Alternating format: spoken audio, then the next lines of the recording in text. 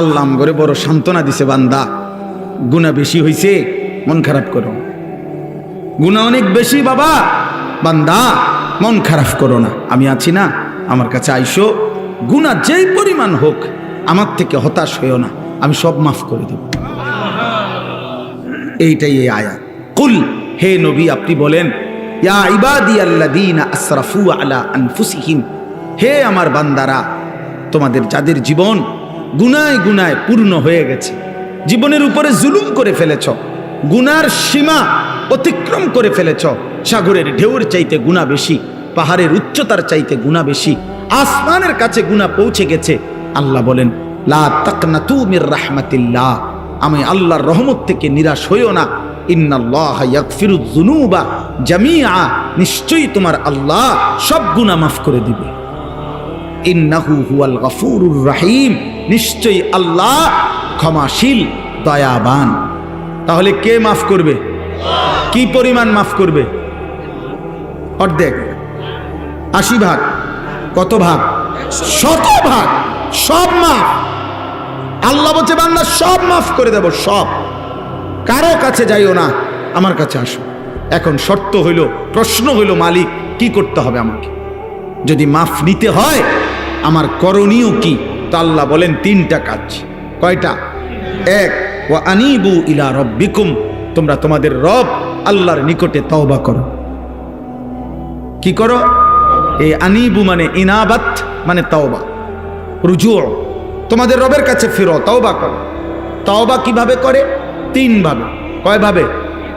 1, আপনি এই 3 জিনিস একসাথ করলে তওবা হয়, মনে রাখবেন।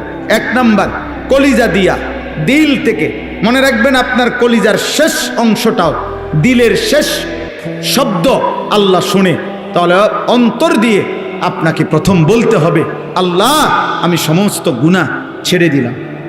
2, আর করব না, ওয়াদা দিলাম। 3, আমি লজ্জিত মাওলা, আমি মাফ চাইলাম। আল্লাহ বলে যদি 100 দিল থেকে বাস্তবিক অর্থে গুনাহ ছেড়ে দিয়ে আর করবা না, ওয়াদা দিয়ে মাফ চাইতে পারো, আমি আল্লাহ ওয়াদা দিলাম সব মাফ করে দিলাম।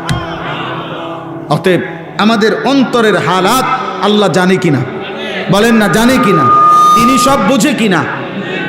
এই জন্য খামখেয়ালি করলে তো আমরা বিড়ি খাইতে খাইতে আস্তাগফিরুল্লাহ আস্তাগফিরুল্লাহ, কি শুরু হইলো দেশটার মধ্যে? না, কিতা শুরু হয়েছে? বিড়ি খানা শুরু হয়েছে না, বুঝছেন না কি শুরু হয়েছে? চা দোকানের টেলিভিশনের দিকে তাকায় তাকায় কয় আস্তাগফিরুল্লাহ, দেশটার মধ্যে কি ফিডাফিডি চলছে, এটা নিয়ে আস্তাগফিরুল্লাহ, এই বেডি দেখে দেখে নিয়ে আস্তাগফিরুল্লাহ।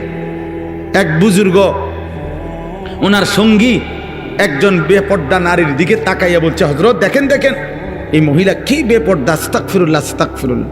ওই আল্লাহওয়ালা ওই লোককে বলছে, ভাই তেরি আস্তাগফিরুল্লাহ পর আস্তাগফিরুল্লাহ, তোমার আস্তাগফিরুল্লাহর উপরে আস্তাগফিরুল্লাহ, এ কেসা আস্তাগফিরুল্লাহ, এটা কি ধরনের আস্তাগফিরুল্লাহ? বেডির দিকে ছাইয়া রইছো আবার কও আস্তাগফিরুল্লাহ। আরে ভাই পেলে তো নজর হটাও, ফের আস্তাগফিরুল্লাহ পড়ো। আগে তো চোখ সরাও, আগে তো মহিলার থেকে নজর সরাও, এরপরে না কইবা আস্তাগফিরুল্লাহ। ছাইয়া ছাইয়া আগ করে রইছো, কয় আস্তাগফিরুল্লাহ। এই জন্য আপনার পকেটে সুদের টাকা, আপনি দোকানে মাত্র থুইয়া আইছেন সুদের টাকা, এবার ইমাম সাহেবের লগে ডোলে আস্তাগফিরুল্লাহ রাব্বি, ডোলেন কিতেন, কার লগে মস্কারি করেন? হ্যাঁ, কার লগে কনিডি? ইমাম সাহেবের। হ্যাঁ, ইমাম সাহেব মাফ করে নাকি? গুনাহ মাফ করে ইমাম সাহেব? তো যিনি মাফ করে উনিয়া দোহানে টেহারি দেখছে না, কথা বুঝেন না? যার কাছে মাপ চাইতেছেন উনি কইতারে না যে পকেটে যে টাকা, এই মাত্র যে আপনি সুদের লেনদেন করে আসছেন, হ্যাঁ, আপনার মুখের বিড়ির দুর্গন্ধ গেছে না, আপনি কি আস্তাগফিরুল্লাহ কন? আস্তাগফিরুল্লাহ থেকে তো গন্ধ বাইর হয়। এই জন্য খামখেয়ালি করলে হবে না, খালেস কি করতে হবে? তাওবা করতে হবে, খালেস তাওবা। গুনাহ ছেড়ে দিলাম আর করব না, ওয়াদা দিলাম, আমি মাওলা লজ্জিত, মাফ চাইলাম, খোদার কসম আল্লাহ বলবে বান্দা আমি মাফ করে দিলাম। 2 নাম্বার, ওয়া আসলিমু লাহু। আল্লাহ বলেন এখন থেকে, আজকের থেকেই তওবা করবা যখন, তো এর পরের মুহূর্ত থেকেই নেক আমল, আমার আনুগত্য শুরু করে দাও। এখন থেকেই নামাজ পড়ো, আগে যা হইছে হইছে, এখন শুরু করো, এখন শুরু করো। মিন ক্বাবলি আন ইয়াতিয়াকুমুল আযাবু সুম্মা লা তুনসারুন। আল্লাহ বলেন চূড়ান্ত মৃত্যু আসার আগে আগেই, মৃত্যু এসে গেলে আর তোমাকে সাহায্য করা হবে না। অতএব যা করার আজই করো, এখনই করো, তওবা করো এখন, আমল করো এখন। কখন? আবার বলেন কখন? মৃত্যু আসার আগে। কি আসার আগে বলেন? সর্বশেষ ওয়াত্তাবিউ আহসানা মা উনজিলা ইলাইকুম মির রাব্বিকুম। আল্লাহ তাআলা বলেন আমি রবের পক্ষ থেকে যেই শ্রেষ্ঠতম কিতাব কোরআন নাজিল করা হয়েছে, আমার এই কোরআনের আনুগত্য করো। মিন ক্বাবলি আন ইয়াতিয়াকুমুল আযাবু বাগতাতাও ওয়া আনতুম লা তাশউরুন। আল্লাহ বলেন হঠাৎ করে, তোমার অজান্তেই, মৃত্যু আসার আগে আগেই।